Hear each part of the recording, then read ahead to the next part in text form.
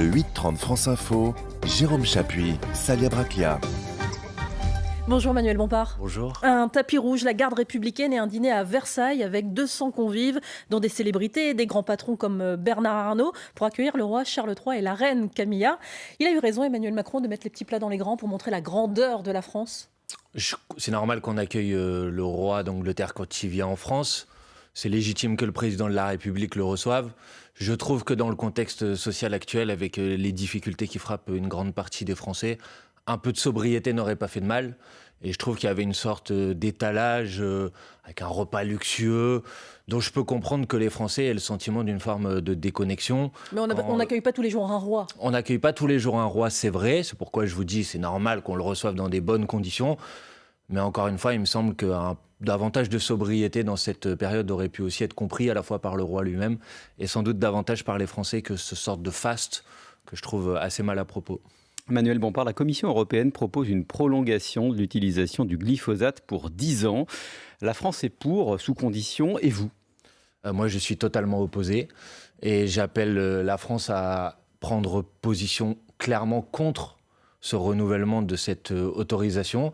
D'abord parce que le glyphosate a été en 2015 jugé cancérigène probable par l'Organisation mondiale de la santé, parce qu'un certain nombre de chercheurs français, en particulier de l'INSERM, disent qu'il y a des risques sanitaires très importants liés au glyphosate. Et je voudrais rappeler ici... Et vous entendez aussi les agriculteurs, certains agriculteurs qui disent « mais on n'a pas le choix en fait ». Oui, mais je voudrais justement rappeler ici que le président de la République, Emmanuel Macron, en 2017, avait pris un engagement très clair qui était de dire que sous 3 ans, la France devait sortir du glyphosate et qu'il allait préparer des alternatives et aider à ce que les alternatives existent pour les agricultrices et les agriculteurs. Donc je comprends qu'il puisse y avoir une difficulté, mais comprenez aussi que les risques sanitaires que pose ce produit pour les Françaises et les Français sont intolérables et inacceptables. Mais si on l'arrête du jour au lendemain, parce que mais c'est pas 2017, du jour au lendemain. Non, mais depuis 2017, il y a eu des avancées. Le glyphosate est interdit aux particuliers depuis 4 ans, par exemple. D'accord, mais c'est pas du jour au lendemain. Les agriculteurs l'utilisent sous condition. Alors vous faites quoi ? Vous dites quoi à ces agriculteurs qui disent « mais moi je ne peux plus produire ». Et vous direz quoi aux Français qui auront un cancer ? Vous leur direz qu'ils ont un cancer sous condition ? Vous voyez bien le problème que ça pose. Dites pas du jour au lendemain. Ça fait depuis 2017 que le président de la République lui-même a pris un engagement. C'est bien que lui-même reconnaît la dangerosité de ce produit. Depuis 2017, on a eu le temps de faire exister, de faire progresser les alternatives. Donc on fait rien, et après on nous dit comme on n'a pas d'alternative possible, il faut le renouveler pour 10 ans. Mais ça veut dire quoi ? J'appelle la France à prendre une position très claire, qui est une position de rejeter cette demande d'autorisation supplémentaire pour 10 ans. Ça veut dire quoi cette position de la Commission européenne selon vous ? C'est la victoire des lobbies ? Clairement, je rappelle que le glyphosate est notamment le produit utilisé dans le fameux produit Roundup de Bayer-Monsanto. Et tout le monde sait que les lobbies des pesticides au niveau européen utilisent des moyens financiers considérables pour peser sur les décisions politiques. Je pense effectivement que le travail de lobbying de ce grand groupe Bayer-Monsanto a porté ses fruits. Et c'est pourquoi je souhaite que, encore une fois, la France prenne une position, que c'est une position extrêmement claire sur le sujet. Emmanuel Bompard, les distributeurs l'ont dit hier, ils refusent tout net de vendre à perte leur carburant. Est-ce que selon vous, il manque de solidarité face à l'inflation ? Non mais attendez, d'abord, il faut dire que la mesure qui a été proposée par la Première ministre est une plaisanterie dangereuse, et qui ne fonctionne pas. À la preuve, l'ensemble des distributeurs l'ont rejetée. Elle est dangereuse parce que je rappelle qu'il y a un réseau de petites stations-service dans ce pays qui, eux, ne sont pas liés à des grands groupes pétroliers, donc ne se font pas, comme le fait par exemple le groupe Total, des profits extraordinaires en amont de la chaîne, notamment au moment du raffinage. Et si vous permettez à la grande distribution, par exemple, de vendre à perte, vous créez une forme de concurrence déloyale. Il y avait l'idée d'une compensation qui aurait pu être versée alors ça, c'est extraordinaire. à ces stations-service, c'est 5800 stations-service indépendantes. Bon, c'est quand même extraordinaire. Vous allez leur mettre le couteau sous la gorge et après vous leur dire non, on va vous aider. La vente à perte, si elle est interdite dans ce pays depuis 60 ans, c'est précisément parce que ça permet des situations de concurrence déloyale. Il faut que les gens qui nous écoutent le comprennent. La grande distribution, par exemple, peut utiliser les carburants comme un produit d'appel, vendre vendre à perte les carburants et compenser ce qu'ils perdent sur les carburants dans ce qu'ils vont vendre à l'intérieur du supermarché. Bon, là, clairement, ils ne veulent pas le faire. Alors, qu'est-ce qu'on fait, justement, face au prix des carburants qui grimpent ? C'est la bonne question. D'abord, on sort de la logique d'incantation et de demande. S'il vous plaît, les industriels, faites un effort. Il faut sortir de cette logique. Je rappelle que le ministre de l'économie et des finances dans ce pays, il n'est pas là pour faire la manche. Mais ça ne fait pas baisser les prix. Qu'est-ce que vous dites alors ? Il faut bloquer les prix, c'est ça ? Bien sûr, il faut bloquer les prix. Un article du Code du commerce permet de prendre de manière exceptionnelle et temporaire dans des périodes de crise des mesures de blocage des prix. On bloque à combien ? Parce que là, c'est près de 2 €. On bloque les prix au prix auquel était le carburant avant qu'il commence à exploser. Mais vous voyez bien que le sujet il est extérieur à la France, puisqu'en fait, les prix augmentent parce que le pétrole augmente, parce que l'Arabie Saoudite, notamment, a baissé sa production. Non, ce n'est pas vrai ce que vous êtes en train de dire. Le cours du pétrole augmente. Tout le monde sait que les marges des raffineurs ont été multipliés par 4 ces derniers mois. Vous êtes d'accord avec les chiffres que je suis en train de vous indiquer ? La marge était autour de 25 € la tonne. Aujourd'hui, c'est autour de 100. Donc, vous voyez bien que la responsabilité dans l'augmentation des prix, et c'est le cas sur le carburant, comme c'est le cas sur les produits alimentaires, donc vous vous adressez à Total, elle est liée à la marge. Donc, il faut des mesures de blocage des prix et des mesures de blocage des marges. Voilà ce qu'il faut faire. Et quand on fait ça, quand on bloque les prix, on oblige les industriels à prendre leur part dans l'effort de solidarité qui est nécessaire aujourd'hui. Vous voyez bien que Total, par exemple, plafonne le prix du litre dans ses pompes à 1,99 €. Mais c'est insuffisant. Et je veux dire, vous pouvez, si vous voulez, saluer les efforts de Total. Il faut un geste. Oui, non, mais d'accord, mais la vérité, c'est que Total a fait l'année dernière un bénéfice qui est un bénéfice inédit dans l'histoire, le plus gros bénéfice qui n'a jamais été réalisé par Total. Total ne les fait pas en France, ils les font à l'étranger, dans les pays producteurs de pétrole. Non, pas seulement, ils le font dans les pays producteurs de pétrole. Ils n'arrêtent pas de dire qu'ils gagnent peu d'argent sur la distribution en France. Ils le font dans les pays producteurs de pétrole et ils le font au moment du raffinage. Mais sauf erreur de ma part, le carburant qui est vendu en France, il a bien été raffiné avant. Et il correspond bien à du pétrole qui a été extrait quelque part. Donc c'est bien au moment de la vente du carburant qu'à la fin, la chaîne de bénéfices qui s'est faite tout au long. Ils ne vendent pas qu'en France, c'est ça que je sais. Mais je suis d'accord avec vous qu'ils ne vendent pas qu'en France. Mais qu'est-ce que vous voulez faire ? C'est eux qui vont faire la loi et qui vont décider. Comment vous pouvez accepter l'idée que d'un côté, vous avez des Français qui tirent la langue, qui galèrent, qui n'arrivent pas à finir les fins de mois, qui n'arrivent pas à remplir leur plein d'essence, et de l'autre côté, un grand groupe qui se gorge de bénéfices, qui verse des dividendes records à ses actionnaires. C'est inacceptable. Donc il faut vous écoutez Patrick Pouyanné, il dit nous on paye des impôts, on paye 200 millions d'impôts sur les sociétés en France, on reverse, on fait des augmentations de salaire à nos salariés, des primes. Qu'est-ce qu'on doit faire de plus ? On plafonne le carburant. Qu'est-ce qu'ils doivent faire de plus ? Ils doivent partager davantage. Parce que très bien, M. Pouyanné paye peut-être des impôts en France cette année. Ça n'a pas toujours été le cas dans les années précédentes, je voudrais le rappeler ici. Mais il verse aussi des dividendes records à ses actionnaires. Et il me semble que c'est quand même une mesure de justice sociale élémentaire de dire que vous ne pouvez pas avoir à la fois une très grande majorité de la population qui tire la langue et de l'autre côté quelques actionnaires triés sur le volet qui s'en mettent plein les poches. Donc il faut des mesures qui permettent de passer par la loi.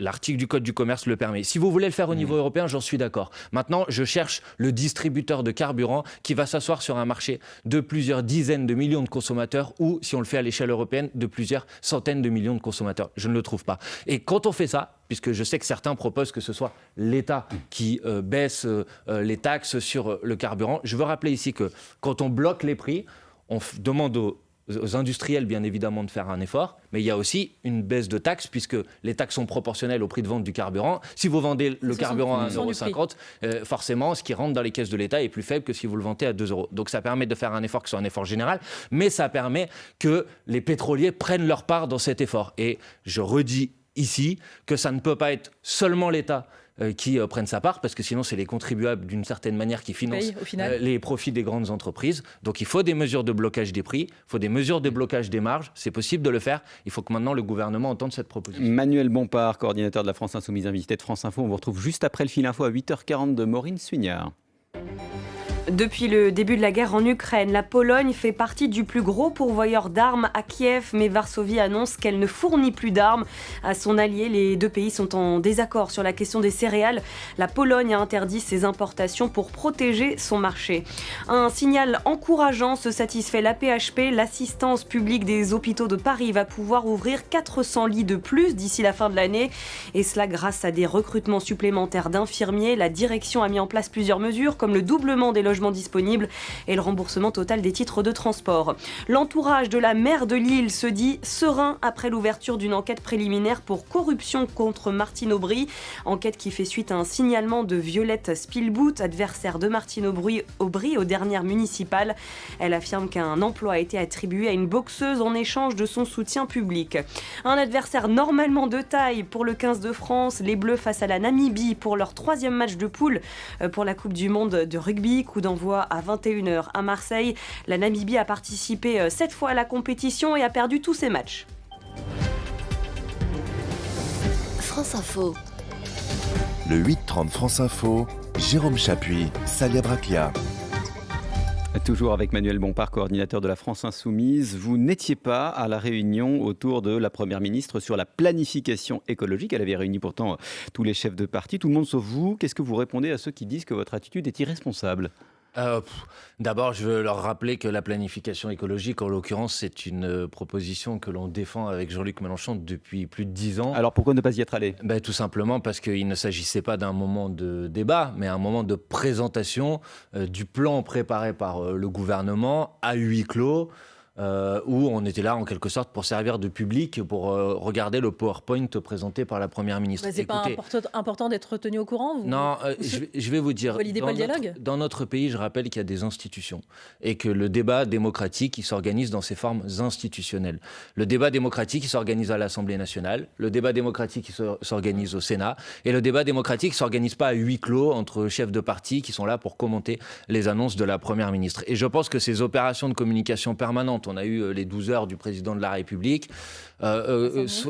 sont une volonté permanente de contourner le débat dans ses formes institutionnelles dans laquelle je ne me retrouve pas. Non, mais ça peut être juste de l'information. D'ailleurs, vos collègues écologistes ont dit c'était un constat très complet, très lucide, assez inédit. C'est ce que dit Marine Tourdelier. Si c'est juste de l'information, elle peut nous envoyer un mail, elle peut faire une conférence de presse que tout le monde peut consulter. Il n'y a pas besoin d'être à huis clos dans une réunion secrète où on a l'impression qu'en quelque sorte, il va y avoir des sortes de compromis qui se font en dehors du regard des Françaises et des Français. Moi, c'est pas ma conception de la démocratie. Tout simplement. Manuel Bompard, la présidente LR. Attendez, je vais quand même, excusez-moi, on va y venir, mais je veux quand même dire, parce que, ok, vous m'avez interrogé sur la forme, mais il y a quand même... Non, sur le fond, 10 milliards d'euros sur la table. On va avoir l'occasion d'y revenir. Oui, mais bon, 10 milliards d'euros sur la table. Oui, là où, par exemple, M. Pisani-Ferry, qui a fait le programme présidentiel d'Emmanuel Macron en 2017, dit que si on veut être à la hauteur de l'urgence climatique, il faut autour de 30 milliards d'euros sur la table. Pardon, 10 milliards de la part de... Ce que dit Jean Pisani-Ferry, c'est 10 milliards de la part de l'État et 20 milliards du côté des entreprises. Donc 10 milliards, quand l'État met 10 milliards sur la table,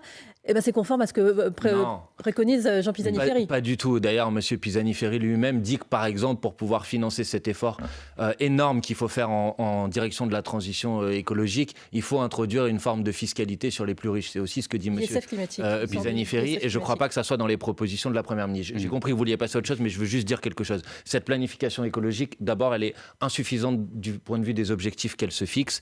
Elle fixe un objectif de réduction des émissions de gaz à effet de serre compris entre 50 et 55%. Si on veut respecter les accords de Paris, tous les scientifiques vous disent qu'il faut réduire les émissions de gaz à effet de serre entre 65 et 70% d'ici à 2030.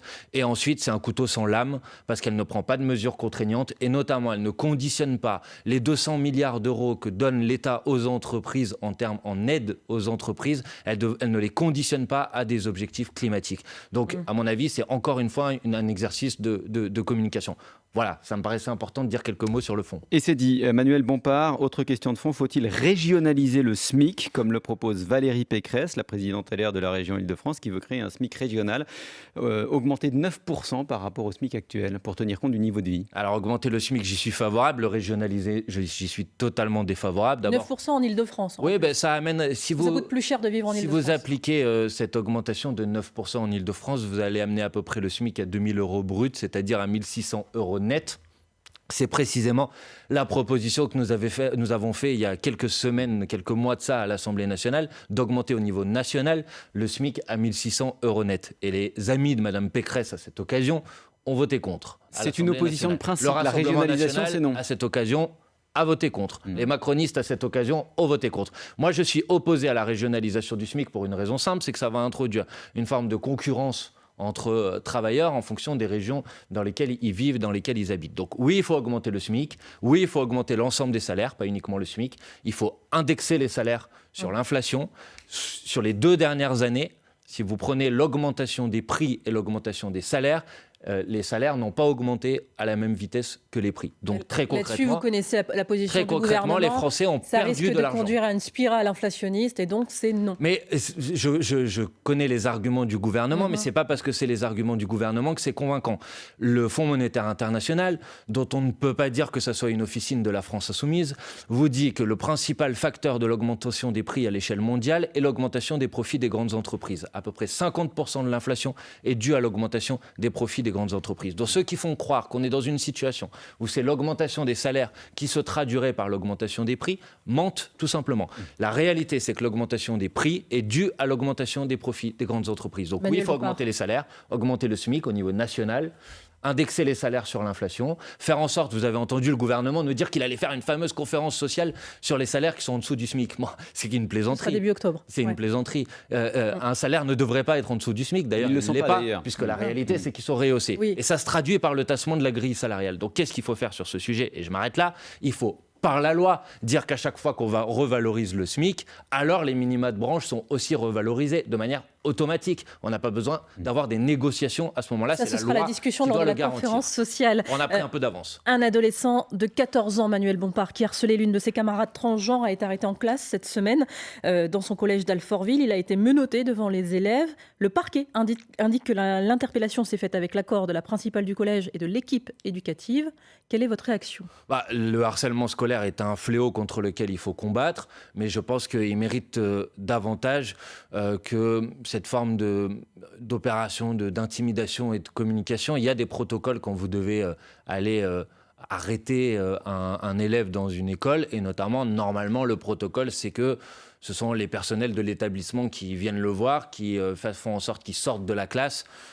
Et on ne fait pas rentrer les policiers. Il fallait un électrochoc, c'est ce que dit le gouvernement. On n'obtient pas la sérénité sans autorité, c'est ce que dit Gabriel Attal précisément. Gabriel Attal devrait arrêter de faire de la communication. Alors je sais qu'il a reporté sa visite en terre inconnue là, qu'il devait faire, c'est-à-dire 3 jours dans un établissement. Il devait découvrir ce que c'est un établissement public. Finalement, il l'a reporté, mais c'est cette question-là, ce fléau du harcèlement scolaire qui touche, je veux le dire quand même, selon l'UNESCO, à peu près 20% des élèves, est un fléau qui mérite des moyens pour le combattre, qui mérite une attention de l'ensemble de la société pour le combattre, davantage que des opérations de communication. Je veux dire ici qu'on a perdu en 20 ans 25% de psychologues scolaires.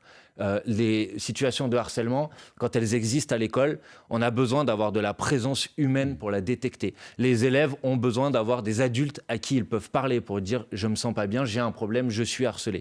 On a perdu 25%. On manque de CPE, on manque d'assistants d'éducation, de surveillants dans les établissements scolaires. Donc, on manque d'attention. On a des associations qui travaillent sur la question du harcèlement scolaire. L'ensemble des missions qu'elles veulent faire dans les écoles, elles ne peuvent pas le faire pour des raisons de manque de moyens. Mais vous savez qu'un plan doit être annoncé la semaine prochaine. Très bien, mais ça fait depuis maintenant plusieurs mois qu'on parle de ce fléau et on a eu le droit à une journée de sensibilisation organisée en urgence au mois de juin par M. Pape Ndiaye. Donc il faut davantage de moyens financiers, il faut une attention de l'ensemble de la société. Moi je dis aux parents, je dis au personnel d'établissement, je dis aux autres élèves, vous ne pouvez pas laisser faire ça. Si vous détectez des situations de harcèlement, il faut en parler. Bien sûr, on a besoin de sanctions, mais la sanction, ce n'est pas l'humiliation et la sanction, ce n'est pas en faire entrer des policiers dans une salle de classe pour faire peur à tout le monde. Je ne crois pas que ça soit efficace. Manuel Bompard, coordinateur de la France Insoumise, vous êtes l'invité de France Info ce matin. On vous retrouve juste après le Fin'Info, 8h51, Maureen Sfignard. Le travail de la Civise répond à un besoin vital et doit se poursuivre, plaide son coprésident sur France Info. La commission indépendante sur l'inceste et les violences sexuelles faites aux enfants doit normalement se terminer le mois prochain. Elle publie un bilan aujourd'hui après 2 ans, 27 000 témoignages recueillis. 160 000 enfants sont victimes chaque année de violences sexuelles dans notre pays. C'est une première. Ce matin, Charles III prononce un discours au Sénat devant des parlementaires. Puis le monarque britannique sera avec Emmanuel Macron sur le parvis de la cathédrale Notre-Dame de Paris, suite de cette visite d'État de 3 jours en France qui doit réchauffer les relations diplomatiques entre les 2 pays. Reporters sans frontières exprime un très grand soulagement. Après 39 heures de garde à vue, Ariane Lavrieux a été remise en liberté. La journaliste du média Disclose a publié il y a 2 ans un article sur un possible détournement par l'Égypte d'une opération de renseignement française. Le ministère français des Armées a porté plainte pour violation du secret défense. La Drôme, l'Ardèche, l'Isère et l'Ain en vigilance orange dès 16h pour des risques de pluie et d'inondation, dit Météo France. France Info. Le 8-30 France Info, Jérôme Chapuis, Salia Braclia. Toujours avec Manuel Bompard, coordinateur de la France Insoumise. Ce samedi, vous allez participer à la marche contre les violences commises par les forces de l'ordre, ce qui ne sera pas le cas de vos collègues du Parti Socialiste ou les communistes. Écoutez ce que disait Fabien Roussel, le patron des communistes. Il était à votre place il y a quelques jours. Je n'y participerai pas, d'abord parce que je n'ai pas envie de manifester en entendant autour de moi ce slogan « Tout le monde déteste la police ». Ce n'est pas vrai. Et je ne partage pas ce slogan-là. J'ai vu qu'en plus, depuis, ils avaient ajouté comme revendication l'autorisation du port de l'abaya dans les écoles, etc. Pour moi, cette manifestation prend une tournure que je ne partage pas. C'est la raison pour laquelle je n'y serai pas. Qu'est-ce que vous lui répondez ? Que c'est un menteur. Pour une raison très simple, c'est que les deux éléments qu'il vient d'indiquer sont tout à fait faux. Le texte d'appel à cette manifestation, qui est une marche pour la liberté, pour la dignité, ne comprend ni le slogan « Tout le monde déteste la police ». Il dit qu'on l'entend souvent dans ce type de manifestation. C'est pas ce qu'il a dit. Ni la défense du port de l'abaya ou je ne sais quoi, comme il vient de le dire. Donc le Parti communiste a le droit de ne pas participer à cette manifestation. Mais par contre, il n'a pas le droit de caricaturer les mots d'ordre de ceux qui y participent. Cette manifestation, c'est une manifestation pour la liberté, pour les libertés. C'est une manifestation effectivement contre les violences policières, contre le racisme dans la police. Et c'est une manifestation pour la justice sociale. Un élu de la République ne devrait pas participer à une manifestation où on entend « tout le monde déteste la police ». Je vais d'abord en profiter. Et j'appelle toutes celles et ceux qui nous écoutent à venir manifester. Il y a des points de rendez-vous dans toute la France. À Paris, ce sera au départ de Gare du Nord. Personnellement, je manifesterai à Marseille, au départ de la Porte d'Aix. Vous pouvez aller voir partout les points de rendez-vous pour aller Mais votre manifester. responsabilité dans tout ça, Manuel Bompard, Ma responsabilité... si on crie autour de vous, tout le monde déteste la police. Vous quittez le cortège ou pas ? Non, je connais cette... Mais vous détestez la police ? Non. Mais quand des policiers ont manifesté devant l'Assemblée nationale et on dit le problème de la police, c'est la justice, je remarque que vous n'avez pas demandé aux élus qui étaient présents, dont M. Darmanin, Mme Le Pen, M. Roussel, on les a questionnés a posteriori. S'ils allaient quitter la manifestation. Que les choses soient claires. Vous avez parlé de ma responsabilité. Ma responsabilité, c'est de lutter contre une distance, une fracture qui s'installe entre la police et une partie de la population. Et s'il y a cette distance et s'il y a cette fracture, il y a des raisons. Vous pouvez vous offusquer des slogans. La vérité, c'est que s'il y a ce type de slogan, c'est qu'il y a des problèmes dans l'organisation de la police aujourd'hui et dans le rapport entre la police et une partie de la population. Quand le défenseur des droits dit qu'une personne noire ou arabe a 20 fois plus de chances d'être contrôlée qu'une personne blanche, c'est un problème. Et la responsabilité du politique, c'est pas de fermer les yeux, c'est d'y répondre. Et la responsabilité du politique, est-ce que c'est de généraliser ? Quand l'ONU, que vous allez peut-être dire qu'il généralise, quand l'ONU dit qu'il y a un problème, un rapporteur spécial de l'ONU, un problème structurel de racisme dans la police en France, est-ce que l'ONU généralise ? Non, l'ONU dit qu'il y a un problème structurel de racisme dans la police. Donc notre responsabilité politique, c'est d'en parler. Et puisque vous m'avez interrogé tout à l'heure sur les grandes concertations organisées par Madame la Première ministre ou Monsieur le Président de la République, sachez que moi j'ai parlé au Président de la République de cette question, du problème du racisme, du problème des violences policières, du nombre de personnes qui sont mortes dans ce pays suite à des refus d'obtempérer. Le Président de la République a effacé cette partie du compte-rendu qu'il a fait de notre réunion. Ils ne veulent pas parler de ce sujet. Et pour eux, cette question-là, elle est taboue. Et donc, il y a besoin d'une mobilisation populaire pour dire on n'accepte pas cette situation et on veut que ça change. On veut une réforme en profondeur de la police. On veut un changement de la loi de 2017 sur la manière avec laquelle les policiers peuvent utiliser les armes. Et on veut enfin un plan de lutte contre le racisme dans la police. Voilà ce qu'il faut faire et ça fait partie, ça c'est les vrais mots d'ordre de la manifestation de samedi et j'appelle toutes celles et ceux qui nous écoutent à y participer. Et il y a des élections ce dimanche, les élections sénatoriales. Est-ce que vous souhaitez le succès de vos partenaires de la NUPES, les écologistes, les socialistes, les communistes qui présentent de la France Insoumise, si vous permettez, puisque je représente ici la France Insoumise et la France Insoumise sera présente aux élections sénatoriales dans l'ensemble des départements. Et d'abord, je remercie, je félicite les candidats de la France Insoumise et j'appelle au contraire les grands électeurs à appuyer leur liste. C'est les seuls, les candidats de la France Insoumise dans cette élection sénatoriale qui portent le programme de la NUPES. Donc si vous êtes attaché au programme de la NUPES... donc pas vos partenaires écologistes, socialistes et communistes. Non, ils ont refusé... Pas voter pour eux, quoi. Non, mais ils ont refusé de porter... Non, mais vous n'allez pas me reprocher de défendre les candidats de l'organisation politique. Sur papier, vous êtes oui, mais ils sont les uns contre les autres, là, ça ne vous aura pas échappé. Donc, c'est la fin de la NUP ? Non, attendez. Je vais vous répondre sur ce sujet, mais d'abord, je veux dire... Oui, je vous dis que les candidats des autres formations politiques de la NUPES ont refusé de porter le programme de la NUPES aux élections sénatoriales. Ce n'est pas de ma responsabilité, c'est de la leur. Donc je vous dis, si vous voulez voter pour le programme de la NUPES, il faut voter pour les candidats de la France Insoumise aux élections sénatoriales. Pour le reste, je suis attaché à des listes communes au sénatorial. C'est trop tard maintenant, mais c'était notre demande. Je suis attaché à une liste commune de la NUPES aux élections européennes. Et je forme le vœu que ceux qui, petit à petit, prennent des décisions qui s'éloignent de la NUPES, c'est le cas des communistes, j'ai entendu ce qu'a dit Fabien Roussel ce week-end, c'est le cas de ceux qui nous ont exclus des listes sénatoriales. J'espère qu'ils vont changer d'avis, parce que je pense que nous avons besoin d'une liste commune de la NUPES aux élections européennes pour battre les macronistes et pour battre l'extrême droite et pour offrir une alternative au pays. Les jeunes de la NUPES ont fait un travail formidable. Ils ont réussi à se mettre d'accord sur un programme commun pour les élections européennes. C'est la preuve que c'est possible. Maintenant, je souhaite que toutes les organisations de la NUPES se retrouvent autour de ce programme commun pour qu'on puisse avancer vers cette liste commune. Manuel Bompard, merci. Vous étiez l'invité du Merci 8h30 à vous. France Info ce matin.